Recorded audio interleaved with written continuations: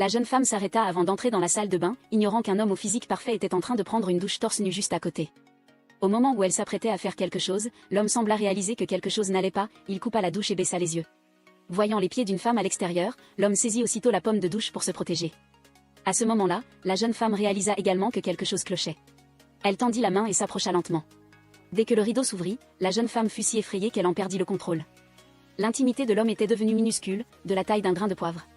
En regardant de plus près, il s'est avéré que c'était le dernier homme qu'il voulait rencontrer, un homme nommé Han Jun-kyung. Scénariste de renom et atteinte de troubles obsessionnels compulsifs, Seo Hari est une idole star en Corée du Sud. Les films dans lesquels elle jouait et les produits cosmétiques dont elle faisait la promotion se vendaient tous instantanément. Cependant, jouer dans des films d'idoles ne nécessite pas seulement du talent d'acteur, mais aussi une belle apparence. En vieillissant, si Seo Hari ne parvenait pas à transformer son image à temps, elle deviendrait à l'avenir une star déchue et ne recevrait plus de script. Elle était donc profondément consciente de ce danger. Ce jour-là, Seo Hari discutait avec son agent dans l'entreprise, et elle est tombée par hasard sur le script de Han Jun-kyung, dont le sujet était très original. Ce serait certainement un film à succès, et Seo Hari réalisa immédiatement que c'était sa meilleure opportunité de se transformer. Ainsi, avant même le début du tournage, elle se maquilla abondamment et partit à la recherche de Han Jun-kyung. Seo Hari était convaincue qu'il lui suffirait d'agir personnellement, avec sa beauté et son statut de star de premier plan, pour obtenir facilement le rôle principal. Cependant, lorsqu'elle l'approcha proactivement, lui souriant et se présentant, Han Jun-kyung se leva indifféremment et lui demanda de fermer la porte. Ce rejet fut tout à fait inattendu, et Seo Hari dut, embarrassée, refermer la porte. Après avoir ajusté son humeur, Seo Hari exprima ses intentions à Han Jun-kyung. Elle a même mentionné qu'elle avait récemment remporté 2 prix, dont celui de la meilleure actrice principale, pensant que cela convaincrait Han Jun-kyung de lui confier le rôle féminin principal. Contre toute attente, Han Jun-kyung non seulement l'a ignoré, mais il a aussi dit que Seo Hari était trop belle et ne convenait pas au personnage de son nouveau film. Il a même appelé le producteur devant Seo Hari pour demander à une autre actrice célèbre de jouer ce rôle, ce qui a mis Seo Hari très en colère. Pour évacuer sa frustration, elle est allée à la salle de sport et s'est entraînée à la boxe pendant plusieurs heures. Seo Hari pensait ensuite qu'elle n'aurait plus jamais l'occasion de jouer dans le nouveau film de Han Jun-kyung, alors quand elle a vu le film de Han Jun-kyung être diffusé à la télévision, elle a immédiatement changé de chaîne. Cependant, la vie est imprévisible et les choses sont difficiles à prévoir. Le nouveau film de Han Jun-kyung venait tout juste de commencer le tournage aujourd'hui. On pensait que tout se passerait bien, mais comme le scénario exigeait qu'elle soit éclaboussée de sang, l'actrice principale célèbre a demandé au réalisateur de modifier temporairement le scénario. Cela a atteint la limite de la patience de Han Jun-kyung. Après être entré, il a immédiatement réprimandé le réalisateur, qui avait l'intention de lui demander de faire preuve de clémence cette fois-ci. Contre toute attente, Han Jun-kyung lui a directement dit qu'il manquait d'expérience, et qu'en tant que réalisateur, il laissait les acteurs saigner du nez. Le réalisateur, furieux, s'est retourné et est parti. Ensuite, Han Jun-kyung a critiqué l'actrice célèbre pour son manque de responsabilité dans son jeu, notamment dans la scène psychologiquement complexe où elle opère l'ennemi qui a tué son père. Non seulement elle a joué de manière superficielle, mais elle a aussi voulu modifier le scénario et se faire remplacer par quelqu'un d'autre. L'actrice s'apprêtait à dire quelque chose, mais Han Jun-kyung a repris « Vous jouez dans un film d'horreur et vous êtes si lourdement maquillée ? Aimez-vous vraiment jouer ou voulez-vous seulement être célèbre ?» Si c'était le cas, ce serait un affront à l'œuvre qu'il a écrite avec tout son cœur. À ce moment-là, l'actrice n'a plus pu se retenir et elle a essayé de pousser Han Jun-kyung. De manière inattendue, Han Jun-kyung a esquivé, et l'actrice est immédiatement tombée au sol, profitant de la situation pour simuler une blessure. Les journalistes, ayant eu vent de la nouvelle, ont immédiatement publié des articles critiquant Han Jun-kyung, affirmant que sur le plateau, Han Jun-kyung avait soudainement eu des problèmes mentaux, non seulement menaçant avec un couteau, mais aussi agressant physiquement l'actrice. En un instant, Han Jun-kyung est passé de scénariste célèbre à agresseur, et les professionnels de l'industrie ont même dit que le nouveau film risquait d'être annulé. Han Jun-kyung a dû mettre sa fierté de côté et est allé voir directement le directeur pour demander de l'aide, bien que le directeur ait promis de l'aider à produire le nouveau film. Mais la condition était d'inviter Kam Min-seo à jouer le rôle principal féminin, car elle était la seule intéressée par le nouveau film de Han Jun-kyung. Cette fois, Han Jun-kyung était vraiment embarrassé. Il avait déjà refusé Kam Min-seo 3 fois, et même s'il s'agenouillait, Kam Min-seo ne serait pas sûr d'accepter sa demande. En entendant les mots « s'agenouiller », les yeux du producteur se sont immédiatement illuminés. Il a demandé à Han Jun-kyung s'il s'agenouillait faisait partie de son plan. Cela a rendu Han Jun-kyung perplexe, il n'a pas eu le temps de réagir. Le producteur s'est immédiatement agenouillé, montrant à Han Jun-kyung ce que cela signifiait de savoir prendre des risques quand il le fallait, tandis que Han Jun-kyung cherchait désespérément à protéger ses genoux. Kam Min-seo, de l'autre côté, a également reçu la nouvelle, ce qui l'a rendue très heureuse. Elle a vaguement imaginé le visage de Han Jun-kyung la suppliant, mais la nouvelle qui la rendait encore plus heureuse était à venir. Ce jour-là, Kam Min-seo déballait ses marchandises comme d'habitude quand elle a reçu un appel inattendu de l'agent immobilier, lui disant que la maison que Kam Min-seo leur avait demandé de surveiller auparavant était enfin à vendre. Après avoir entendu cela, Kam Min-seo était extrêmement excitée car cette maison contenait ses souvenirs depuis son enfance jusqu'au lycée. Après la mort de son père, ils avaient déménagé de cet endroit, et sa mère souffrait également de perte de mémoire intermittente. Après être devenue une star de premier plan, Kam Min-seo avait toujours rêvé d'y retourner vivre. Maintenant qu'elle avait enfin l'occasion, Kam Min-seo est immédiatement allée signer le contrat d'achat avec la propriétaire, qui s'est avérée être la mère de Han Jun-kyung. Après que Han Jun-kyung se soit réveillé d'un accident de voiture, sa mère a eu une pensée secrète, profiter de l'absence de Han Jun-kyung pour contacter secrètement l'agent immobilier et vendre la maison. Ensuite, elle a forcé Han Jun-kyung à revenir auprès d'elle, mais elle savait aussi que Han Jun-kyung avait un mauvais caractère, et si elle le laissait savoir, même s'il faisait faillite, il rachèterait certainement la maison. Elle a donc demandé à Kam Min-seo de garder le secret avant d'emménager afin de pouvoir s'y installer tranquillement. Kam Min-seo a accepté sans hésitation, mais elle n'a pas pu s'empêcher de s'y faufiler et de prendre des photos de la maison. Ce jour-là, la mère de Han Jun-kyung a profité de son absence pour aller travailler. Elle a secrètement appelé l'entreprise de déménagement, puis elle a rappelé Kam Min-seo, qui s'était déjà préparé. Après le déménagement de la mère de Han Jun-kyung, Kam Min-seo a immédiatement emménagé. Ensuite, Kam Min-seo a reçu un appel de son agent, l'informant que la société d'Uzuko l'avait invité à jouer le rôle principal féminin. Pour Kam Min-seo, c'était une double joie. Pour célébrer, Kam Min-seo et son agent ont décidé de faire la fête jusqu'au matin. Lorsque son agent lui a demandé si elle voulait jouer dans le nouveau film de Han Jun-kyung, Kam Min-seo a répondu que bien qu'elle le veuille, il fallait que Han Jun-kyung mette sa fierté de côté et la supplie. Après tout, il avait refusé une star de premier plan comme elle 3 fois. De l'autre côté, Han Jun-kyung a acheté plusieurs bouteilles de vin et est allé voir un vieil ami, comptant se saouler pour oublier les désagréments des derniers jours. Le lendemain, il se réveilla de son ivresse, sans même remarquer que sa maison avait changé. Dans un état second, il entra dans la salle de bain pour prendre une douche. Il fut aperçu par Kam Min-seo, heureusement celle-ci fit semblant de ne rien voir pour réduire la gêne. Puis Kam Min-seo sortit le contrat d'achat, prouvant que la mère de Han Jun-kyung lui avait vendu la maison, et demanda à Han Jun-kyung de lire et de partir rapidement. Han Jun-kyung répondit qu'il ne partirait pas, et qu'il paierait 4 fois le prix pour la racheter. Kam Min-seo, voyant Han Jun-kyung si obstiné, sortit son téléphone pour le menacer. Si Han Jun-kyung ne partait pas, elle appellerait les journalistes, lui disant que le célèbre scénariste Han Jun-kyung était un harceleur, afin qu'il continue à faire les gros titres. Han Jun-kyung, voyant cela, a dû jeter les clés et partir. Quand il est allé à l'entreprise pour demander au producteur comment résoudre le problème du nouveau film, le producteur lui a montré les nouvelles les plus chaudes de la semaine. Les médias sans scrupules ont non seulement suggéré qu'il avait une tendance à la violence, mais ont également affirmé que sa carrière de scénariste serait ruinée sous la pression de l'opinion publique. Han Jun-kyung n'a eu d'autre choix que d'accepter avec le producteur d'aller personnellement s'excuser auprès de Kam Min-seo. Il a même ajouté que c'était une opportunité qu'il offrait à Kam Min-seo, de collaborer avec un scénariste célèbre. Kam Min-seo était très mécontente de cette attitude d'excuse, elle voulait vraiment le frapper comme un punching ball. Elle a donc complimenté le nouveau film de Han Jun-kyung, disant qu'il était très attrayant et qu'il serait certainement un succès. Mais après mûre réflexion, elle a décidé de ne plus y participer. Ce changement d'avis soudain a donné des maux de tête à Han Jun-kyung. Dans son désespoir, Han Jun-kyung a dû mettre sa fierté de côté et s'incliner, au moment où il s'apprêtait à s'excuser auprès de Kam Min-seo. Kam Min-seo a soudainement reçu un appel de la maison de retraite, l'informant que sa mère avait soudainement eu une crise et que l'hôpital ne pouvait pas la maîtriser. En entendant cela, Kam Min-seo a été envahie par la panique. Dans la précipitation, elle laissa tomber les clés de sa voiture. Han Jun-kyung, voyant cela, les ramassa de lui-même et conduisit Kam Min-seo à la maison de retraite. Une fois là-bas, Kam Min-seo serra sa mère dans ses bras et la consola doucement. Ce n'est qu'alors que l'état d'esprit de sa mère se stabilisa, bien que son état continua de s'aggraver. Kam Min-seo dut rester pour s'occuper d'elle jusqu'à tard dans la nuit. Han Jun-kyung, voyant que la mère de Kam Min-seo était plus stable, s'éloigna discrètement. À ce moment-là, son assistant avait également aidé Han Jun-kyung à trouver une maison similaire à la précédente. Après une journée passée ensemble, Kam Min-seo sentit que Han Jun-kyung n'était pas aussi indifférent que ce que les médias disaient. Elle est donc allée au magasin de disques pour trouver Han Jun-kyung, lui disant qu'elle pourrait accepter de jouer le rôle principal dans son nouveau film. Cependant, elle avait besoin de lire le scénario des 4 premiers épisodes avant de prendre une décision finale. Han Jun-kyung était très heureux en l'entendant et a dit que si l'intrigue n'était pas bonne, elle pouvait lui couper la main. Pourtant, la vie est imprévisible. Autant il était confiant aujourd'hui, autant il était découragé le lendemain, à cause de son déménagement.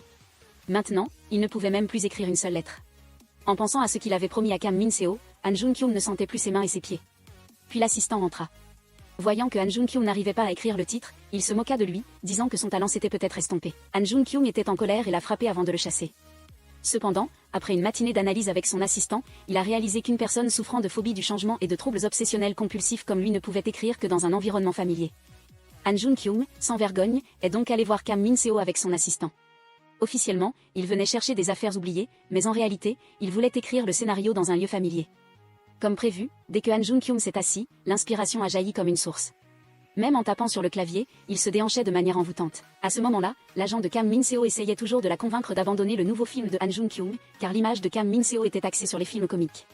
Si elle jouait dans un film d'horreur, il craignait que les entreprises de cosmétiques ne mettent fin à leur contrat de représentation avec Kam Min-seo. Cependant, malgré la persuasion de son agent, Kam Min-seo n'a pas été ébranlé. L'agent n'a eu d'autre choix que d'accepter. De ce côté, Sabine aidait Han Jun-kyung à se cacher, buvant de l'alcool avec l'assistant à l'extérieur. Ils se sont saoulés et se sont ensuite endormis, oubliant complètement le but de ce voyage, et n'entendant même pas le téléphone de Kam Min-seo. Ce n'est que lorsque l'assistant a découvert le message que les deux se sont immédiatement réveillés, puis se sont précipités vers Han Jun-kyung pour l'aider à faire ses bagages et à s'enfuir. Ils venaient d'atteindre la porte lorsqu'ils ont entendu la voix de Kam Min-seo. Oh Sabine leur a rapidement demandé de se cacher, puis est descendue pour se tenir devant les chaussures. Mais comment aurait-elle pu cacher Han Jun-kyung? Voyant l'expression paniquée de Oh Sabine, et sentant l'odeur d'alcool sur elle, puis regardant les chaussures sur le sol, Kam Min-seo a immédiatement réalisé que quelque chose n'allait pas. Après avoir fouillé, elle a effectivement trouvé Han Jun-kyung dans la salle de bain. Les trois étaient comme des enfants qui avaient fait une bêtise, attendant que Kam Min-seo leur fasse la morale. Kam Min-seo a dit que si elle appelait la police, il serait alors en train de s'introduire dans une propriété privée. Cependant, Han Jun-kyung a dit que s'ils étaient restés si tard, c'était pour finir le scénario le plus vite possible, afin qu'elle puisse décider si elle voulait ou non jouer le rôle principal, et qu'il n'avait l'inspiration que dans cette pièce. C'était une situation gagnant-gagnant. Après avoir dit cela, il a soupiré et a ajouté qu'il avait presque fini d'écrire. Contre toute attente, ces mots ont ému Kam Min-seo d'une manière inexplicable. Alors que Kam Min-seo semblait confuse, Han Jun-kyung a immédiatement demandé à son assistant d'apporter l'imprimante. Après de nombreuses heures de travail acharné, Han Jun-kyung a enfin terminé d'écrire le scénario de l'épisode 4. Kam Min-seo était étourdi par cette vitesse. Pour prouver son travail, Han Jun-kyung a invité Kam Min-seo à l'intérieur pour le lire. Quand Bisu a vu le dévouement sérieux de Duyan, il a pensé que son œuvre était certainement très bonne. De manière inattendue, la seconde d'après, Duyan lui a demandé de tout réviser depuis le premier épisode. La raison était qu'il y avait des choses liées au meurtre et au sang. C'était trop effrayant, ce qui a troublé Bisu. Il est un scénariste spécialisé dans les films d'horreur, pas les films d'horreur noirs. Serait-ce qu'elle voulait qu'il écrive un film romantique? Bisu a trouvé Duyan trop déraisonnable, mais Duyan ne s'est pas soucié de lui. Elle a dit qu'elle ne jouerait pas s'il ne révisait pas. Bisu, en colère, a emporté son ordinateur et est parti dans la nuit. Après avoir appris la nouvelle, le producteur s'est immédiatement rendu au restaurant pour trouver Bisu. À part Duyan, personne d'autre n'était disposé à coopérer avec lui pour éclairer Bisu. Le producteur a dépensé beaucoup d'efforts. Sur le chemin du retour, Bisu a regardé la publicité de Duyan. Dans son cœur, il a aussi vaguement réalisé son erreur. Ainsi, tôt le lendemain matin, il est venu à la première du nouveau film de Duyan. Il voulait trouver une occasion de s'excuser auprès d'elle dignement. Mais à peine était-elle montée sur scène que Duyan a annoncé que son prochain film serait son œuvre de prédilection. Cela a rendu Bisu, dans le public, très confus. Ensuite, Duyan a également appris que Bisu était venu à la première pour la trouver et s'excuser. Duyan s'est sentie très heureuse. À ce moment précis, Bisu s'efforçait toujours de se détendre devant les toilettes. Mais quand Duyan est sorti, Bisu a feint l'indifférence. Il s'est avancé et a critiqué Duyan. Si elle avait déjà choisi son film de prédilection, pourquoi me demandait-elle encore de modifier les scènes d'horreur du nouveau scénario? Se pourrait-il que tout ce qu'elle avait dit plus tôt sur la collaboration avec moi n'était que du théâtre? À ce moment-là, un journaliste est soudainement arrivé et a dit que leur conversation était très louche. Duyan a demandé au journaliste de ne pas publier la conversation, mais le journaliste a répondu que c'était son gagne-pain, son devoir. Bisu, à côté, ne put plus se retenir, il se mit en colère contre le journaliste, lui disant qu'il était le genre de journaliste sans scrupules qui menaçait les artistes et déformait la vérité. Pas étonnant que la nourriture qu'il mangeait sentait pire que les toilettes. Le journaliste, furieux, se retourna et partit. Duyan regarda Bisu devant elle. Elle dit, impuissante, que non seulement la collaboration était annulée, mais qu'un scandale avait éclaté. Es-tu satisfait? À ce moment-là, Bisu réalisa aussi son erreur. Au début, son but en venant ici n'était pas celui-là, il semblerait que cela allait de nouveau être une tendance de recherche. Bien sûr, dès que Bisu fut dehors, Internet fut inondé de nouvelles négatives à son sujet. En pensant au visage déçu de Duyan tout à l'heure, et à l'expression de haine du producteur envers lui, il regretta profondément, inconsciemment, il retourna à la porte de Duyan. Il voulait sonner et entrer pour s'excuser, mais après réflexion, même s'il s'abaissait maintenant, il n'était pas sûr qu'elle lui pardonne. Il ne put donc que rebrousser chemin et se jeter sur son matelas. De manière inattendue, la seconde d'après, son assistant lui apporta une autre bonne nouvelle. Il s'avéra que Duyan avait publié en ligne la nouvelle de sa décision de jouer le rôle principal dans son nouveau film. Cela excita beaucoup Bisu. Il appela immédiatement Duyan, disant qu'il voulait la remercier personnellement. Après s'être rencontrés, Bisu apprit que Duyan avait veillé tard pour lui lire le scénario. Et pour éliminer les nouvelles négatives à son sujet, Duyan a été contrainte d'accepter une interview exclusive. En voyant que Duyan mettait de côté la haine du passé pour l'aider, Bisu fut tellement ému qu'il faillit pleurer. Il souhaitait pouvoir remercier les 18 générations d'ancêtres de Duyan. Afin d'écrire le meilleur scénario pour la récompenser, Bisu décida de louer une chambre chez elle pour travailler. Parce que ce n'est qu'en étant dans cette chambre qu'il aurait la meilleure inspiration, voyant Bisu si sincère. Duyan accepta sa demande, mais pour ne pas se gêner mutuellement, Duyan rédigea un accord de cohabitation, le but étant de réprimer le sentiment d'amour excessif et égoïste de Bisu. La chose la plus importante est que, dorénavant, Bisu doit tout faire pour Duyan, bien que Bisu sente que quelque chose ne va pas, mais pour créer la meilleure œuvre. Il ne peut que faire des compromis et signer l'accord pour terminer l'écriture du scénario dès que possible. Bisu a emménagé le lendemain. Atteint de néophobie, Bisu a vaporisé des désinfectants dans toute la pièce, sans rien laisser. L'emplacement de l'ordinateur devait également être parfaitement aligné, une inclinaison d'un seul millimètre le mettait mal à l'aise. Quand Duyan est rentré, l'apparence de la maison avait changé, la maison est devenue plus ordonnée, plus lumineuse et plus luxueuse. Les affaires dans le réfrigérateur étaient également bien rangées, les notes autocollantes étaient soigneusement recouvertes d'une couche protectrice. Seulement, toutes ses affaires avaient disparu, et en demandant, elle apprit que Bisu les avait mises en entrepôt.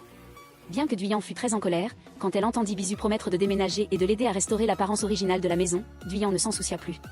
À l'heure du repas, elle commanda de la nourriture à la maison, et en profita pour lui commander une portion. Quand Bisu vit cela, non seulement il ne remercia pas Duyan, mais il la réprimanda pour avoir laissé la porte trop ouverte. Si jamais le journaliste sans scrupule les voyait et publiait qu'ils vivaient ensemble dans le journal, que ferait-on, dit Duyan. Plus tard, elle ferait attention, puis elle lui donna la nourriture, bien que Bisu eût faim et que son estomac gargouillait, il refusa obstinément de la prendre. Duyan, en colère, considéra le sac de sable comme Bisu et déchargea sa colère dessus.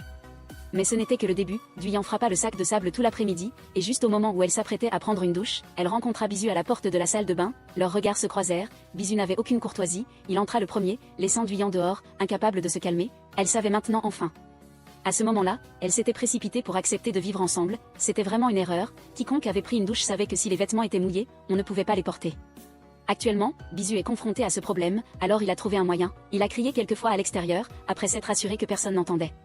Bisu s'est enveloppé dans une serviette et s'est précipité dehors, de manière inattendue il a été rappelé par Duyan, il a eu si peur que sa ceinture a failli se casser, heureusement, Duyan a mis sa main sur ses yeux, faisant semblant de ne pas voir, pour éviter d'être gêné.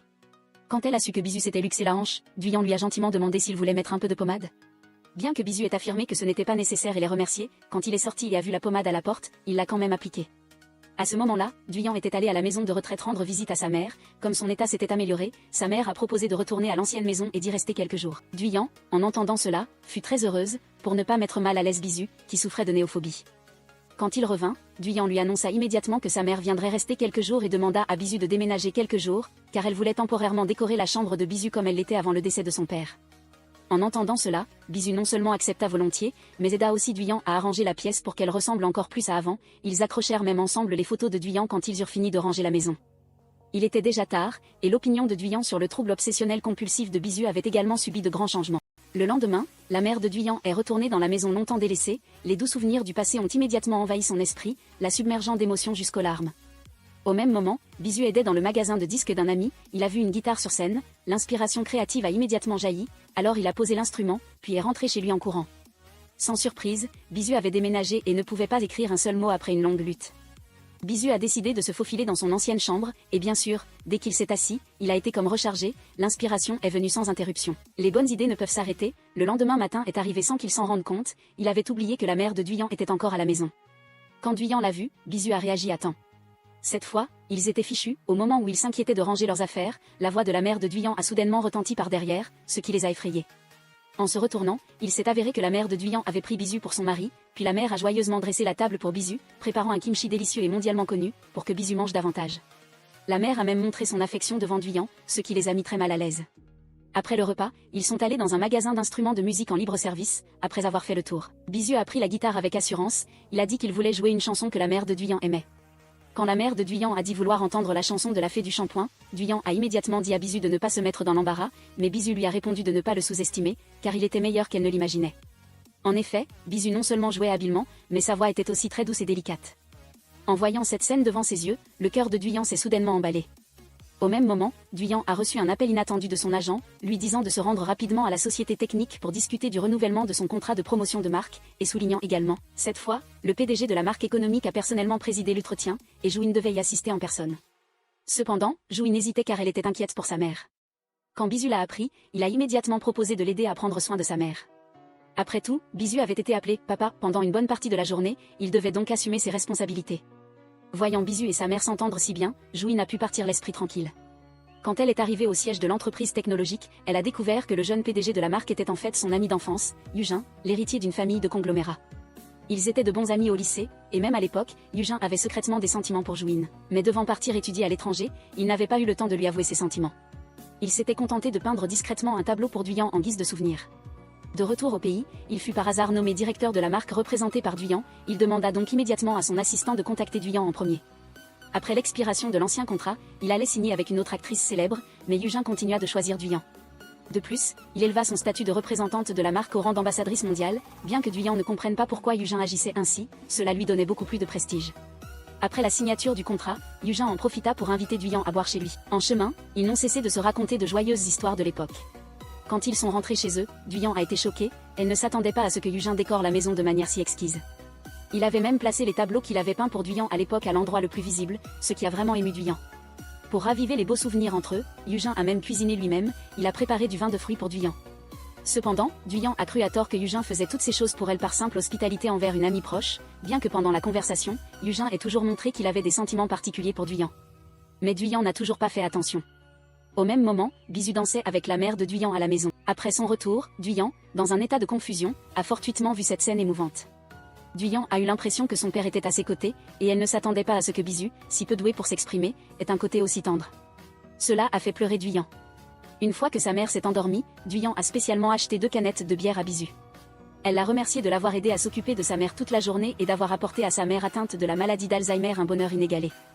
Cependant, Bisu n'a pas cru que c'était son mérite, car à midi, lorsque sa tante avait vu la boîte à musique, elle avait retrouvé ses esprits, mais elle avait continué à faire semblant par honte. Et il a juste coopéré avec la tante. Duyan a entendu ces mots, a été immédiatement ému, son rythme cardiaque s'est emballé, elle ne s'y attendait pas. L'homme en face d'elle était si imposant. Le lendemain, après avoir accompagné la mère de Duyan, Bisu a trouvé dans la boîte aux lettres. Il y avait une lettre écrite par un fan pour Duyan, alors il l'a prise et l'a donnée à Duyan. Cependant, sur l'enveloppe, il n'y avait ni adresse ni nom. En l'ouvrant, Duyan a été stupéfaite un instant, à l'intérieur il y avait une photo déchirée de Duyan, et aussi des mots injurieux envers Duyan. Mais Duyan n'y a pas prêté attention, après l'avoir rangée dans l'armoire, Duyan est allée à la compagnie, essayer la robe qu'elle porterait pour la cérémonie de remise des prix. Après confirmation, la styliste emporterait la robe pour la retoucher. De manière inattendue, Nanji la rappela, lui disant de lui confier la robe. Elle ajouta qu'il serait plus pratique pour Duyan de l'essayer chez elle le soir, mais la styliste dit qu'elle voulait aussi rentrer avec elle. Pour que personne ne sache qu'elle et Bisu vivaient ensemble, Duyan ne put que prétexter qu'elle ne voulait pas que la nouvelle styliste, qui venait de commencer à travailler, fasse des heures supplémentaires pour refuser poliment. Bien que la styliste ait accepté en apparence, après leur départ, elle révéla immédiatement une expression de déception pleine de sous-entendus. Je me suis dirigée vers Duyan qui étudiait son discours pour la cérémonie de remise des prix sur le canapé. À ce moment-là, Bisu s'approcha pour rappeler à Duyan qu'elle devait absolument être prudente lors de la cérémonie, à cause de la malédiction de la lettre. Il était écrit qu'elle tomberait dans l'abîme au moment le plus brillant, il était clair qu'il s'agissait de la cérémonie de remise des prix. Duyan ne prêta évidemment pas attention à ces paroles.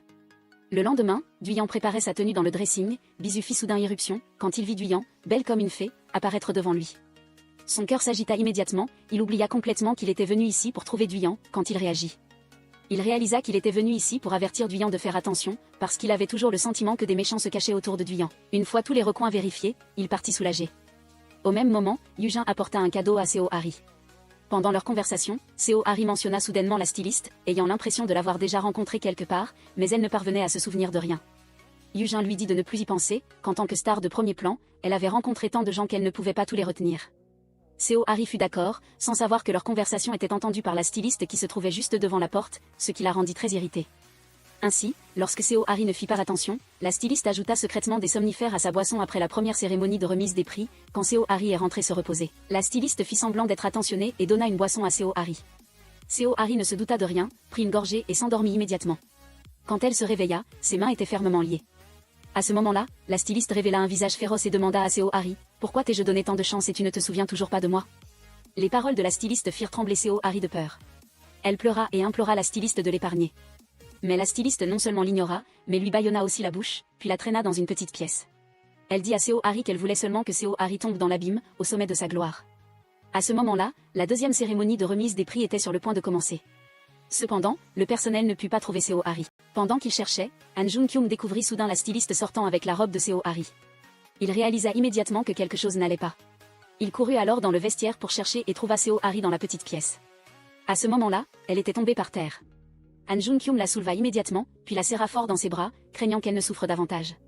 Cette scène fut vue par hasard par Lee Cheong-gun, qui, bien qu'il se sentît de trop, s'approcha immédiatement pour voir ce qu'il se passait. Au même moment, un membre du personnel entra, pressant Seo Hari de participer à la cérémonie de remise des prix le plus tôt possible. Cela mit Han Jun-kyung extrêmement en colère. Il se leva pour discuter avec le membre du personnel. Seo Hari, voyant cela, serra la main de Han Jun-kyung et dit que c'était son travail. Elle demanda à Han Jun-kyung de ne pas rendre les choses difficiles pour les autres. En les voyant se soucier l'un de l'autre, Lee Cheong-gun ressentit une démangeaison inexplicable. Le lendemain, Seo Hari se rendit au poste de police pour rencontrer la styliste et découvrit que la styliste avait toujours été une fan fidèle d'elle depuis le début de sa carrière, parce que Seo Hari lui avait dit qu'elle voulait collaborer avec elle. Ainsi, au fil des ans, la styliste avait tout fait pour se rapprocher de Seo Hari, mais lorsque son rêve devint réalité, elle découvrit que Seo Hari l'avait oublié. Elle entra alors dans une rage folle, ce qui la poussa à commettre ses actes extrêmes une fois rentrée chez elle. Seo Hari raconta à Han Jun-kyung ce qui s'était passé. Elle ne pouvait vraiment pas comprendre comment quelqu'un pouvait se rabaisser à ce point pour des choses aussi insignifiantes. Après cet incident, Han Jun-kyung développa des sentiments différents pour Seo Hari. Non seulement il lui prépara du lait, mais il eut même des hallucinations en dormant. Les paroles de flirt de Seo Hari le firent immédiatement paniquer, il roula hors du lit car son esprit était rempli de Seo Hari. Quand il alluma l'ordinateur, tout ce qu'il y avait à l'intérieur, c'était des images de Seo Hari. Il ne pouvait vraiment plus supporter. Han Joon-kyung voulut boire de l'eau pour calmer le choc. Cependant, la silhouette de Seo Hari était partout, que ce soit par terre ou quand il se retournait, il ne pouvait échapper à son emprise. Han Joon-kyung avait si peur qu'il voulait juste aller chercher sa mère. Ce n'est que lorsque Seo Hari sortit de la salle de bain que Han Joon-kyung retrouva ses esprits. Il courut timidement vers sa chambre. Ce jour-là, en rentrant chez lui, Han Joon-kyung vit soudain sa mère l'attendre à la porte de sa maison, ce qui l'inquiéta beaucoup. Parce qu'il ne voulait pas que sa mère sache qu'il vivait avec Seo Hari, alors quand sa mère lui demanda, il cacha toujours son adresse. Il ne s'attendait pas à ce que sa mère puisse même découvrir l'information auprès de l'entreprise de déménagement. Il dut mentir en disant que Seo Hari lui avait loué la maison. Cependant, cette petite ruse de Han Joon-kyung ne pouvait tromper sa mère. Au départ, elle voulait juste voir comment allait son fils, mais maintenant elle s'était transformée en détective privé, cherchant des indices sur Seo Hari partout. Bien que Han Joon-kyung ait fait de son mieux pour l'arrêter, sa mère vit quand même des photos de Seo Hari dans sa chambre. Han Joon-kyung voulut expliquer, mais il y eut un bruit de porte qui s'ouvrait à l'extérieur. Sa mère ouvrit la fenêtre et regarda dehors. Elle découvrit effectivement le secret, son fils et Seo Hari vivaient ensemble. Alors elle s'assit et demanda à Seo Hari ce qu'il en était. Seo Hari dit que ce n'était qu'ici que Han Joon-kyung pouvait trouver l'inspiration pour écrire le scénario le plus rapidement possible. Alors elle a loué une chambre à Han Joon-kyung. Il était évident que sa mère ne voulait pas entendre cette réponse. Ce qu'elle voulait savoir, c'était plutôt s'ils sortaient ensemble. Après que les deux aient nié en même temps, elle n'eut d'autre choix que de partir sagement. Le lendemain, la mère de Han Joon-kyung amena la mère de Seo Hari au magasin d'instruments de musique d'un vieil ami pendant qu'elle discutait avec animation. La mère de Seo Hari se souvint soudain que sa fille vivait également à proximité pour se vanter qu'il y avait une célébrité dans sa maison. Elle appela donc Seo Hari et l'invita à venir. Après avoir reçu l'appel, Seo Hari amena également Han Joon-kyung. Les deux mères, voyant cela, furent choquées. Elles ne s'attendaient pas à ce que tout le monde dans cette pièce se connaisse. Ainsi, les deux mères firent semblant de sortir pour discuter de leur cohabitation. En entrant, les deux mères firent semblant d'être en colère, voulant les séparer, les laissant inquiets toute la nuit à la maison. En réalité, le but était de les réunir. Bien sûr, le lendemain, Seo Hari reçut un appel de sa mère, lui fixant un rendez-vous à l'aveugle. Elle dit que le rendez-vous était le fils d'une de ses connaissances, qu'il était grand et fort, et très beau. Au début, Seo Hari voulut utiliser Han Joon-kyung comme excuse pour se dérober, mais sa mère ne lui en laissa pas l'occasion. Elle dit que si c'était à cause de Han Joon-kyung que c'était gênant, ce n'était pas grave.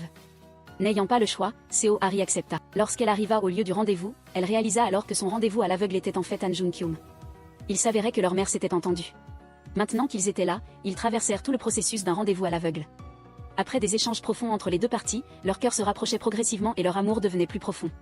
Han Joon-kyung proposa d'aller à la salle de musique pour écouter sa chanson célèbre. Dans ce petit espace, les deux ne purent s'empêcher de se balancer au rythme de la musique. Seo Hari semblait encore plus charmante, et Han Joon-kyung ne put s'empêcher de lui avouer ses sentiments.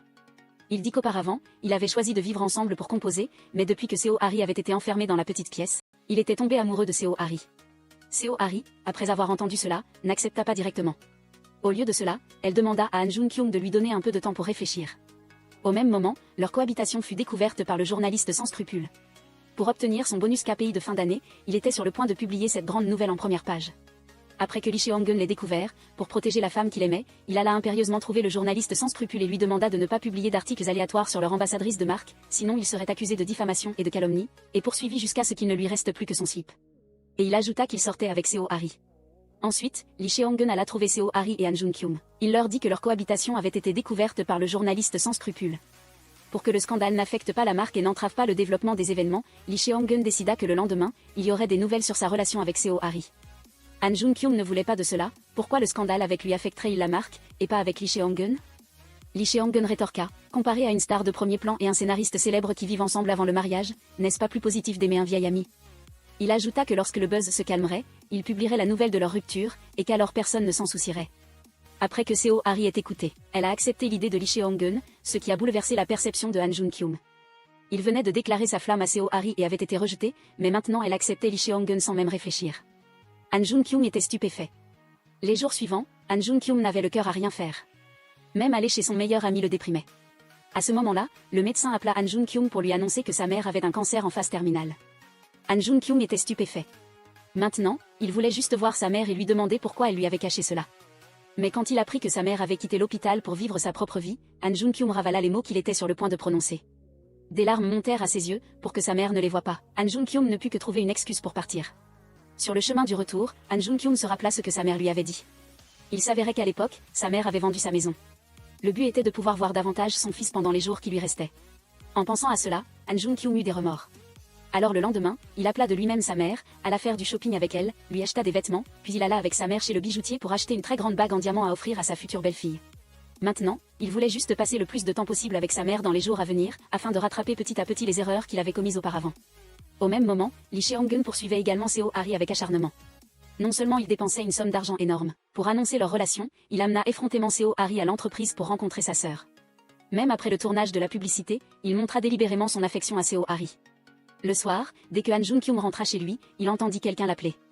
Après avoir jeté un coup d'œil, il réalisa que c'était son rival, Lee Cheong-gun. De plus, il occupait la cuisine de Han Jung-kyung. Ce qui était encore plus insupportable, c'est que Lee Cheong-gun montrait son affection à Seo Hari devant lui.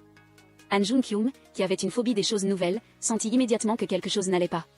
Pour affirmer sa souveraineté, après qu'il se soit assis, Han Jung-kyung se dirigea immédiatement vers eux, appelant délibérément Seo Hari et Seo Hari-jun. Seo Hari faillit s'étouffer de choc, elle confirma rapidement avec Han Jung-kyung. Il s'avéra que non seulement Han Jung-kyung cria encore plus fort, mais il dit aussi que lorsqu'ils vivaient ensemble, chacun s'était donné un nom. En entendant cela, Seo Hari dut dire qu'elle s'adapterait rapidement. Cette effusion de câlins donna la chair de poule à Lee Cheong-gun, qui se trouvait à côté. Voyant que son objectif était atteint, Han Jung-kyung se leva et partit immédiatement. Mais avant de partir, il s'approcha délibérément pour insister, disant au couple qui jouait la comédie de profiter tranquillement de leur café. Une fois que Lee Cheong-gun fut parti, Seo Hari alla immédiatement trouver Han Jung-kyung pour s'expliquer. Elle dit qu'avant de partir, Lee Cheong-gun lui avait juste préparé une tasse de café. En fait, il n'y avait pas d'autre intention, mais Han Jung-kyung était jaloux. Comment pouvait-il se calmer si vite? Il lança la balle pour exprimer sa colère. À moins que Seo Hari ne puisse lancer mieux que lui, n'ayant aucun autre moyen de le calmer, Seo Hari ne put que le conquérir avec ses compétences en lancer de balles. Alors qu'ils s'amusaient à lancer la balle ensemble, l'instant d'après, Seo Hari se jeta directement sur Han Jung-kyung. Leurs regards se croisèrent, et la conscience des deux fut troublée. Au même moment, les représentants des deux agences reçurent en même temps la notification du directeur, on disait que le nouveau film de Han Jung-kyung avait été confirmé. Cela rendit les deux représentants aussi excités que des enfants. De ce côté, Seo Hari et Han Jung-kyung organisaient une fête de départ à la retraite pour la mère de Han Jung-kyung. Alors qu'ils pensaient que tout allait bien se passer, le lendemain, la mère de Seo Hari tomba malade. Il s'avéra que pendant qu'elle discutait avec de vieilles amies, la mère de Han Jung-kyung sortit pour répondre à un appel. Quand elle revint, la mère de Seo Hari avait disparu. En demandant, elle apprit qu'elle était allée aux toilettes seule. La mère de Han Jung-kyung sentit que quelque chose n'allait pas. La mère de Seo Hari souffrait de la maladie d'Alzheimer et pouvait se perdre à tout moment. Alors elle appela Han Jung-kyung et leur demanda de sortir la chercher. Seo Hari, en apprenant la disparition de sa mère, fut si effrayée qu'elle faillit s'évanouir. Elle courut immédiatement dehors pour la chercher, ignorant complètement son statut de célébrité. Finalement, avec l'aide des passants, ils trouvèrent la mère de Seo Hari dans un coin. Seo Hari courut immédiatement pour serrer sa mère dans ses bras. Cependant, sa mère s'approcha avec inquiétude de Han Jung-kyung et lui demanda qui était cette belle personne, et pourquoi elle l'appelait maman. Seo Hari fut stupéfaite. Une fois sa mère endormie, Seo Hari pleura amèrement. Elle ne s'attendait pas à ce que sa mère oublie sa fille unique. Bien qu'elle se soit préparée mentalement, elle ne pensait pas que cela arriverait si vite. Han Jung-kyung dit à Seo Hari de prendre les choses plus légèrement.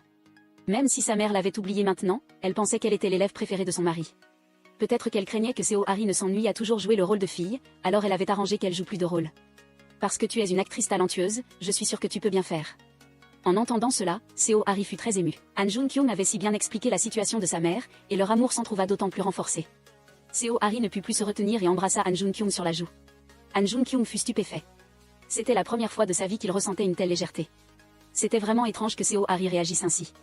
Elle mentit à nouveau en disant que c'était un baiser de remerciement à la française, et ajouta que c'était une façon de saluer avant d'aller dormir. Comment Han Jung-kyung aurait-il pu la croire? Alors il revint à son ordinateur pour vérifier. Bien sûr, un baiser de remerciement ne touchait pas les lèvres. Cela mit Han Jung-kyung si mal à l'aise qu'il ne savait plus quoi faire. Maintenant qu'il se sentait plus stable, la mère de Seo Hari était également revenue à elle.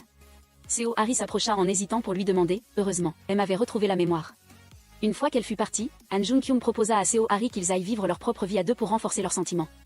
À sa grande surprise, Seo Hari dit qu'elle avait un dîner prévu avec Lee Cheong-gun. Pour affirmer sa souveraineté, Han Jung-kyung accompagna Seo Hari sans gêne. Pour montrer son statut de propriétaire, Han Jung-kyung paya autoritairement le repas. Bien que l'ambiance semblât paisible, Han Jung-kyung et Lee Cheong-gun se disputaient secrètement Seo Hari. Ce jour-là, Han Jung-kyung et Seo Hari furent invités à une émission de radio romantique. Quand l'émission arriva à la session de connexion avec le public, quelqu'un leur demanda ce qu'il fallait faire si la personne que l'on aimait avait un très bon ami masculin. Ceci ressemble beaucoup à ce que Bisu est en train de vivre. Alors il a dit au public, tant que vous êtes sûr d'aimer vraiment cette personne, alors vous devriez la poursuivre jusqu'au bout. Cette phrase était évidemment destinée à Juin et Yujin. Yujin a également compris le sens caché des paroles de Bisu, c'est pourquoi après l'émission, Yujin a proposé de rester avec eux quelques jours. Bien que Bisu ne le souhaite pas, Jouin a accepté, et il n'a eu d'autre choix que d'accepter, et avec sa gentillesse habituelle, il a donné son pyjama à Yujin. Mais Yujin a dit à Jouin que Bisu le détestait, et en plus de cela, Yujin a entraîné Jouin à jouer joyeusement à des jeux, ignorant complètement Bisu. Bisu ne put que partir, mais en retournant dans sa chambre, son esprit était rempli d'images douces de Yujin et Jouin. Pour affirmer sa propriété, Bisu écrivit temporairement un scénario, destiné à contrer Yujin, puis il tira Jouin à part. Sous prétexte de discuter des dialogues, ce fut au tour de Yujin d'être mis de côté, mais chaque phrase était une attaque voilée contre Yujin, bien sûr Jouin ne put pas continuer à lire. Quand Jouin partit, Bisu exigea immédiatement de Yujin qu'il avoue, s'il aimait vraiment Jouin, alors qu'il ne continue plus à tourner autour du pot concernant le passé. Cependant, Yujin pensa que parce qu'ils avaient tellement de souvenirs, cela montrait d'autant plus que leurs sentiments de plus de 10 ans étaient encore plus vrais. Il a ajouté qu'il n'avait qu'à bouger un petit doigt pour avoir Jouin aussi facilement que de se retourner, ce qui laissa Bisu sans voix. Surtout quand il a vu Jouin couvrir les jambes de Yujin, et la façon dont elle était prudente, il est devenu encore plus jaloux. Alors, après le départ de Jouin, il s'est immédiatement approché, a fait semblant de porter Yujin dans la chambre, puis l'a fait tomber par terre. Yujin a immédiatement eu mal. Il a demandé à Bisu ce qui se passait, Bisu a menti en disant qu'il voulait juste le ramener dans sa chambre, mais il ne s'attendait pas à le faire tomber accidentellement. Et il a dit qu'il ne l'avait pas fait exprès. Après que Yujin soit parti, Bisu a rapidement jeté sa jambe par terre, puis s'est allongé sur le canapé. Et a fait semblant de dormir, jusqu'à ce que Jouin l'aide à couvrir ses jambes. Il fut satisfait. Jouin, voyant Bisu endormi, fut immédiatement émue. Au moment où elle se penchait pour l'embrasser, Yujin l'arrêta soudainement. Jouin recula effrayé. Voyant que tout était révélé, Jouin ne put que les inviter à s'asseoir ensemble. Yujin pensa que Jouin choisirait l'un d'eux deux, mais Jouin révéla de manière inattendue sa vraie nature. Elle déclara qu'elle les voulait tous les deux, ce qui étourdit Bisu et Yujin. Voyant cela, Jouin dut expliquer que, comme ils étaient tous les deux trop excellents, il lui était difficile de prendre une décision immédiate. Elle avait donc besoin d'un peu de temps pour réfléchir. Ces mots ravivèrent immédiatement l'esprit de compétition entre les deux hommes pour se disputer le droit d'être le partenaire de Jouin. Les deux ne voulurent pas céder, de la boisson à l'exercice, ils durent rivaliser. Yujin faisait des pompes à un bras sur le terrain, tandis que Bisu écrivait un scénario dans sa chambre tout en faisant des squats et des sauts. Pour obtenir la victoire finale, ils allèrent même dans la cuisine, chacun préparant quelques plats que Jouin aimait. Comme on dit, pour gagner le cœur d'une femme, il faut d'abord lui remplir l'estomac. Cependant, ils avaient manifestement sous-estimé Jouin. Quand ils étaient impatients de savoir quel plat était le meilleur, Jouin hésitait entre les deux, mais profitait pleinement de l'amour qu'il lui apportait. Le soir, Yujin vint trouver Bisu pour lui emprunter de la lotion. Il est tombé par hasard sur une grande photo de Jouin accrochée dans la chambre et a soudainement ressenti de la jalousie. Par conséquent, une fois arrivé à l'entreprise, il a trouvé l'endroit le plus visible et a demandé à son assistant d'y accrocher une publicité de Jouin. Pour surpasser Bisu, Yujin n'a pas hésité à augmenter ses investissements dans le nouveau film. Il a demandé au patron de Bisu d'amener Bisu pour négocier avec lui, le but étant que Bisu fasse l'éloge des belles photos qu'il avait prises. Que faire, Yujin était si riche. Pour obtenir l'investissement, Bisu n'a pu que louer la photo de Yujin, la trouvant plus belle que celle de sa propre chambre, mais en rentrant chez lui, il a trouvé que la sienne était plus grande. De l'autre côté, l'émission de radio sentimentale d'un jour animée par Jouin ayant atteint un record d'audience, l'agent était très heureuse. Pour exprimer sa satisfaction envers Jouin, elle décida de la raccompagner personnellement. À l'origine, elle voulait juste visiter la nouvelle maison de Jouin, mais elle aperçut Bisu sortant de la salle de bain. L'agent, étourdi, demanda à Jouin ce qui se passait. Bisu expliqua rapidement qu'il n'était venu que pour livrer le script, que Jouin n'était pas chez elle et qu'il y avait beaucoup de poussière sur la route, c'est pourquoi il avait pris une douche. Bien que cette explication fût raisonnable, l'agent demanda quand même à Bisu de faire attention à son comportement, car si Yujin le découvrait, cela causerait des problèmes inutiles à la marque que Jouin représente. C'est à ce moment-là que Yujin est apparu à temps, disant qu'il ne s'en souciait pas, et ajoutant que Bisu et lui étaient de bons amis. Ayant appris que Bisu apportait le script à Jouin, il était venu en tant qu'investisseur pour y jeter un coup d'œil. Après avoir entendu Yujin, l'agent est parti rassuré. Pour le remercier, Bisu a invité Yujin à prendre un verre. Au début, ils se disputaient toujours le droit de propriété. Mais de manière inattendue, après 3 verres, ils ont soudainement découvert qu'ils n'aimaient pas seulement Jouin tous les deux, mais qu'ils avaient aussi de nombreux intérêts communs. En discutant, ils ont découvert qu'il semblait que Jouin se moquait de leurs sentiments. Alors ils sont rentrés chez eux et ont interrogé Jouin, car ils estimaient qu'au lieu d'attendre son but de cette manière, pourquoi Jouin ne sortait-elle pas avec l'un d'eux un soir ? Puis elle pourrait décider immédiatement avec qui elle sortirait, si Jouin n'était pas d'accord, comme des enfants. Le lendemain, Jouin, vêtue d'un uniforme scolaire, se rendit à l'exposition d'art de Yujin comme convenu. Au moment où elle vit Yujin, elle eut l'impression de retourner à l'époque de ses études. Il s'est avéré que Yujin voulait utiliser ce souvenir pour raviver les sentiments de Jouin pour lui en revenant dans le passé. Ils se sont présentés à nouveau, Yujin a dit que chaque portrait numérique ici représentait une première fois entre lui et Jouin. Par exemple, lorsqu'ils se sont rencontrés pour la première fois à 57 ans, il était tombé amoureux de Jouin au premier regard, alors il avait dessiné une licorne. À ce moment-là, il pensait que Jouin ressemblait à une fée aussi belle qu'une brume. Et le 22, c'était la première fois qu'il s'éloignait de Jouin pour étudier à Paris. Yujin se souvenait si clairement du passé, alors Juin lui a demandé « Comment as-tu vécu ces années de séparation ?» Yujin a dit à Juin que bien qu'il ait réalisé son rêve d'ouvrir une exposition d'art, Juin n'était pas à ses côtés. Il se sentait donc très vide et cette fois, il n'était revenu que pour retrouver l'amour qu'il avait perdu pour Juin pendant toutes ces années. Ainsi, ils ont passé une nuit pleine de souvenirs. Le lendemain, Nanji a demandé à Juin ce qu'elle pensait de Yujin. Juin a dit que même si elle se sentait très heureuse avec Yujin, il lui manquait toujours le frisson. Le soir, dès que Juin a ouvert la porte, elle a découvert que Bisu avait soigneusement créé une ambiance de camping en plein air pour elle. Juin a été très touchée. Elle a demandé à Bisu comment il savait qu'elle aimait cette ambiance. Bisu a dit avec arrogance qu'il voulait juste expérimenter le camping en montagne avec Juin, et qu'il n'avait pas beaucoup réfléchi à autre chose. Juin n'a pas argumenté avec lui. Au lieu de cela, elle a sorti le cadeau qu'elle avait préparé pour Bisu. Bisu l'a regardé. C'était son disque de musique préféré. Il a trouvé ce monde merveilleux. Le cadeau dont il avait toujours rêvé lui a été offert par hasard par Juin. Pour exprimer sa gratitude, Bisu prépara soigneusement pour Juin des nouilles de bœuf épicées au kimchi absolument délicieuses. Juin trouva le goût excellent. C'était la première fois qu'elle expérimentait une autre forme de camping, mais elle ressentait encore un petit regret. Si elle avait pu voir les étoiles, cela aurait été parfait. Bisu dit qu'il lui avait déjà préparé la meilleure place pour regarder, et il invita Juin à s'allonger pour essayer. Bien que Juin ne soit pas très convaincue, elle s'allongea avec Bisu. Effectivement, le « ciel » que Bisu avait préparé pour elle contenait de nombreuses étoiles, permettant à Juin de ressentir ses sentiments. Bisu en profita pour choisir l'étoile la plus brillante et la colla sur la main de Juin. Cette nuit-là, ils parlèrent de beaucoup de choses, mais la main de Juin est restée sur l'étoile que Bisu lui avait offerte. Jusqu'au matin, Juin n'était toujours pas revenue à elle. C'était peut-être ça, le coup de foudre. Juste à ce moment-là, Bisu a reçu un message de son père, lui demandant de revenir le voir. Il s'est avéré que depuis le jour où il avait vu la mère de Bisu partir avec son premier amour à l'hôpital, son père était resté inquiet. En effet, peu de temps auparavant, la mère de Bisu avait déposé une demande de divorce. Bien qu'elle ait dit que même en divorçant, elle lui laisserait tout, voir sa femme si intime avec son premier amour le rendait toujours méfiant. C'est pourquoi il a appelé Bisu pour l'interroger sur leur relation. Bisu avait d'abord pensé que son père le menaçait simplement de ne pas révéler son infidélité passée. De manière inattendue, son père a dit qu'il connaissait aussi le secret de Bisu, car la mère de Bisu lui faisait parfois sentir qu'il était le père de Bisu, c'est pourquoi il n'en avait pas parlé. Juste à ce moment-là, le père a soudainement réalisé qu'il avait mal parlé. Alors il a menti en disant que Bisu ne le reconnaissait pas comme son père, c'est pourquoi il se sentait ainsi. Bisu a entendu cette phrase et est resté choqué. Il est donc immédiatement allé à la maison de retraite pour trouver sa mère et lui a demandé le secret que son père avait mentionné. Est-ce que son père biologique était quelqu'un d'autre ? Sa mère a su qu'elle ne pouvait plus le cacher. Elle a admis ce que Bisu avait dit, mais elle voulait toujours sauver la relation entre Bisu et son père adoptif.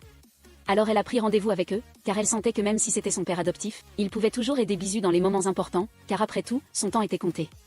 Le père adoptif insista sur l'affection entre eux et fit semblant de ne pas savoir pourquoi Bisu l'avait évité. Il demanda à Bisu de dire devant sa mère et lui la raison pour laquelle il l'avait quitté. Bisu ne voulut pas inquiéter sa mère, alors il resta silencieux. Voyant cela, le père adoptif prit prétexte qu'il voulait parler seul et demanda à sa mère de partir en premier. Mais dès que sa mère fut partie, le père adoptif afficha un air désagréable. Il demanda à Bisu s'il se sentait heureux que la personne qu'il détestait depuis plus de 10 ans ne soit pas son père biologique. Bisu voulut dire quelque chose, mais fut interrompu par son père adoptif. Son père adoptif dit, parce que Bisu avait gardé le secret pendant tant d'années, si elle ne voulait pas que sa mère souffre dans ses derniers instants, alors il devait l'aider à garder ce secret. Ces mots mirent Bisu en colère. Après son retour, il rêva que son père adoptif trompait sa mère à la maison. Il sentit que son père adoptif ne voulait sûrement pas simplement qu'il cache son infidélité, alors il alla le voir. Il voulait connaître sa véritable intention. Le père adoptif savait que Bisu ne ferait pas de chagrin à sa mère, alors il ne fit plus semblant. Il dit franchement à Bisu qu'il avait joué le rôle de père pendant tant d'années précisément parce qu'il voulait obtenir cet hôpital. Comme Bisu ne s'intéressait pas à l'hôpital, alors sa mère devrait la lui donner. Bisu regarda le sourire cupide de son père adoptif. Il jura en son fort intérieur qu'il ne le laisserait pas réussir. Après une nuit de réflexion approfondie, Bisu se rendit à la maison de retraite et raconta à sa mère que son père adoptif l'a trompé à la maison. Sa mère fut choquée, elle ne s'attendait pas à ce que l'homme avec qui elle vivait fasse une chose aussi honteuse. Par conséquent, sa mère alla furieusement voir son père adoptif et lui demanda pourquoi il était si méchant et si sans scrupules. Il était clair qu'il ne voulait qu'une famille harmonieuse. Mais il avait forcé Bisu à quitter la maison. Si Bisu ne lui avait rien dit, elle n'aurait pas su que l'homme avec qui elle passait ses jours et ses nuits était si cruel. Voyant que tout était révélé, le père adoptif ne fit plus semblant, il exigea directement de la mère de Bisu qu'elle respecte l'accord pré-divorce pour qu'il puisse diriger l'hôpital. Il ajouta qu'au début de leur mariage, ils avaient convenu qu'il n'avait qu'à jouer le rôle d'un bon père, et qu'elle lui remettrait l'hôpital. Maintenant qu'il avait accompli sa part, il méritait de l'obtenir. En entendant ces mots éhontés, la mère de Bisu fut furieuse, elle se précipita pour le frapper. Puis elle déclara qu'elle organiserait une réunion du conseil pour le démettre de ses fonctions de directeur et révéler qu'il avait accepté des pots de vin et divulgué illégalement la vie privée des patients. Avant de partir, elle lui demanda de faire ses valises et de déménager le plus vite possible. car elle avait décidé de vendre la maison. Cependant le père adoptif n'a pas accepté, il a appelé Bisu pour lui demander pourquoi il avait parlé à sa mère de son infidélité. Bisu était sur le point de répondre, mais il a soudainement découvert qu'il était sans voix. Paniqué, Bisu a immédiatement conduit à l'hôpital pour trouver le docteur Duyan. Le docteur lui a dit de ne pas s'inquiéter, qu'il souffrait seulement d'un obstacle temporaire à la parole parce qu'il avait subi un trop grand choc émotionnel récemment. Après un certain temps, quand son humeur s'améliorerait, il se rétablirait naturellement. Le lendemain, Jouine est venue voir Bisu car elle l'avait toujours trouvé déprimé auparavant, alors tôt le matin, elle est venue le consoler. Cependant, Bisu hésitait et ne pouvait pas parler. Jouine a immédiatement réalisé que quelque chose n'allait pas, alors elle a demandé à Bisu ce qui s'était passé, mais Bisu la repoussa et s'éloigna, abattue. À ce moment-là, Jouine a vu le médicament sur la table. Elle a finalement découvert que Bisu souffrait d'aphasie. Juste à ce moment-là, Yujin a appelé Jouine à l'entreprise. Il a dit que pour montrer la crédibilité de la marque de cosmétiques, le département marketing avait suggéré qu'il assume le rôle de président et tourne une publicité en duo avec Jouine. Jouine a dit qu'en tant que porte-parole désignée par l'entreprise, elle devrait coopérer activement aux activités de marketing, mais que dans la situation actuelle, tourner quelques publicités, elle se sentait un peu coupable envers Yujin et Bisu. Yujin se tut, et pour le rendez-vous de ce soir-là, il avait déjà une réponse en tête. Ensuite, Jouine alla voir l'agent à l'agence. Pour aider Bisu à surmonter son aphasie, elle décida de dire à l'agent qu'elle vivait avec Bisu. L'agent, en l'entendant, fut sceptique. Elle ne s'attendait pas à ce que son artiste vive secrètement avec quelqu'un d'autre. Furieuse, elle demanda à Jouine de chasser Bisu, sinon elle ne reverrait plus jamais Jouine. Puis elle partit sans se retourner, laissant Jouine seule. De retour à la maison, Jouine dit à Bisu qu'elle avait avoué à l'agent que elle sort avec Jung-kyung et vit avec lui. Jung-kyung sait que parler de leur relation maintenant affecterait la carrière de Harry, alors il utilise son téléphone portable pour lui demander pourquoi elle fait cela. Harry dit à Jung-kyung que c'est parce qu'elle l'aime. Jung-kyung est tellement ému qu'il appelle soudainement Harry par son nom, ce qui les excite tous les deux énormément. Jung-kyung serre immédiatement Harry très fort par la taille et décide de laisser le passer derrière lui. À partir de ce moment, il vivra avec Harry sans aucune honte, mais le monde est imprévisible. Ce jour-là, Jung-kyung se tient à côté, regardant Harry lire un message. Il a écrit sur un post-it, et voyant le visage de Harry rempli de bonheur, Jung-kyung lui exprime aussi ses sentiments, mais Harry ne regarde même pas Jung-kyung. Mais elle s'est retournée et est entrée dans la pièce juste devant lui. Pour la chercher, Jung-kyung a pensé que Harry essayait délibérément de le taquiner, mais quand il l'a suivi, il a réalisé qu'il n'y avait pas de reflet d'elle dans le miroir. Juste à ce moment-là, un homme en blanc est apparu derrière lui, et Jung-kyung a semblé réaliser quelque chose.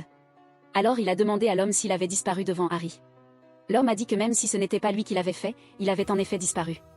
Il a également dit à Jung-kyung qu'à partir de maintenant, il devrait bien prendre soin de ceux qui l'entourent, sinon il disparaîtrait complètement de ce monde. Après 49 jours, voyant que Jung-kyung ne croyait pas, l'homme a continué à dire à Jung-kyung que demain à 15h, il disparaîtrait devant la femme qu'il aime. Après le départ de l'homme, Jung-kyung s'est caché dans sa chambre pour réfléchir toute la nuit, il a senti que tout ce qui venait de se passer n'était qu'une illusion. Alors le lendemain matin, Jung-kyung a spécialement appelé Harry pour la rencontrer. En conséquence, Harry, en raison de son emploi du temps, a dit qu'elle ne pourrait le rencontrer qu'à 15h, et Jung-kyung s'est immédiatement souvenu. Le vœu de l'homme mystérieux d'hier, il ne savait pas si c'était une coïncidence, mais il a quand même demandé à Harry de changer l'heure de la rencontre à avant 14h.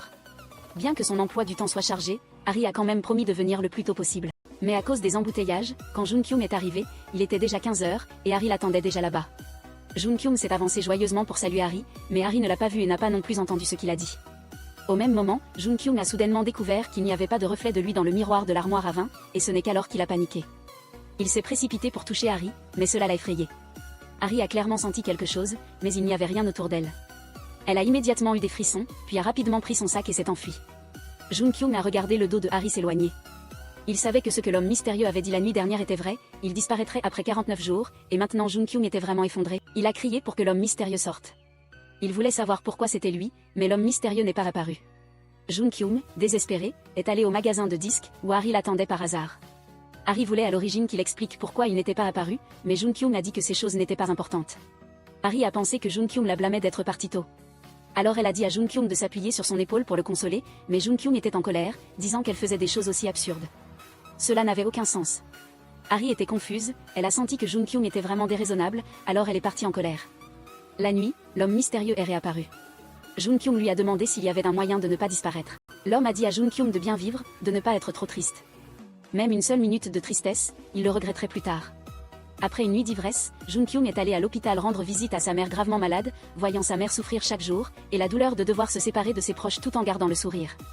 Alors il a demandé à sa mère comment elle faisait. S'il était à sa place, il ne pourrait certainement pas le faire. Sa mère a dit à Jung-kyung qu'elle avait pleuré, eu peur, prié, et avait aussi pensé que c'était une injustice de Dieu, mais après cela, elle a compris qu'au lieu de perdre du temps dans la douleur et la tristesse, il valait mieux vivre le reste de sa vie, en portant de beaux souvenirs comme les instructions de sa mère. Dès que Jung-kyung est rentré chez lui, il a étreint Harry et s'est excusé. Pour compenser Harry pour les jours passés, Jung-kyung a décidé de la rencontrer au magasin de disques. Là, Jung-kyung a dit à Harry que tant qu'elle ne poserait pas de questions sur ce qui s'était passé ces derniers jours, il pourrait accepter tout le reste. Harry a également convenu avec Jung-kyung qu'il ne devrait plus déménager et ne pas rompre, sinon il subirait un sort tragique. Le soir, Harry a proposé à Jung-kyung de dormir dans sa chambre. Oh mon Dieu, est-ce que c'est vrai? Cela a rendu Jung-kyung très excité. Mais à la seconde d'après, on a juste vu Jung-kyung allongé sur le lit de Harry. Il s'est avéré que Harry voulait juste échanger de chambre avec lui. La petite pensée de Jung-kyung a été devinée par Harry. Le matin, Jung-kyung est retourné secrètement dans sa chambre, a vu le message plein d'amour de Harry écrit sur l'ordinateur, puis a regardé le petit visage endormi de Harry. Jung-kyung a immédiatement rapproché ses lèvres de celles de Harry, et après 10 secondes de dégustation, ils avaient faim. Alors les deux sont sortis et ont cuisiné un bol de nouilles au bœuf épicé qui a ébranlé le monde. Voyant Harry manger si joyeusement, Jung-kyung a également goûté. Parce que cette partie est trop douce, l'éditeur vous a déjà dit que c'était très bien. En même temps, la mère de Jung-kyung s'est un peu rétablie et a emmené la mère de Harry en voyage en voiture. Pendant ce temps, ils ont également pris des photos ensemble et les ont envoyées à Jung-kyung. En retour, ils ont également pris une photo douce ensemble et l'ont envoyée aux deux mères. Les deux mères ont vu leurs enfants si doux. Alors elles sont allées au temple, priant pour leurs deux enfants, pensant à la merveilleuse vie conjugale des deux quand ils étaient heureux. Ensuite, la mère de Jung-kyung s'est soudainement évanouie. Après que la mère de Jung-kyung ait repris connaissance, Jung-kyung a tout mis en œuvre pour la convaincre de faire une chimiothérapie anticancéreuse. Parce qu'il ne voulait pas que sa mère parte si tôt, même si elle restait un jour de plus, ou un mois ou juste une minute, il serait prêt, et sa mère a accepté. Mais elle espérait que Jung-kyung pourrait organiser une fête d'adieu, comme un enterrement anticipé pour elle, elle voulait passer le temps qui lui restait. Pour se laisser un beau souvenir, car elle savait qu'elle souffrait d'une maladie incurable. Même si elle subissait une chimiothérapie anticancéreuse, cela ne ferait que prolonger un peu son séjour hors de l'hôpital. Après que Jung-kyung ait vu sa famille pleurer de douleur après la perte d'un être cher, il a de nouveau hésité devant Harry. Il est allé désespérément au magasin de musique. Pensant au passé avec Harry, de beaux souvenirs n'ont cessé de lui revenir à l'esprit. En regardant les beaux souvenirs des deux, Jung-kyung ne pouvait pas imaginer à quel point Harry serait triste après sa disparition soudaine. Alors, après le retour de Harry, il a rompu avec elle, ce qui a déconcerté Harry. Elle ne pouvait pas l'accepter immédiatement, alors elle a voulu faire comme si elle n'avait pas entendu, et a continué à s'enfuir, mais Jung-kyung a retenu Harry, disant que c'était ce qu'il avait toujours voulu.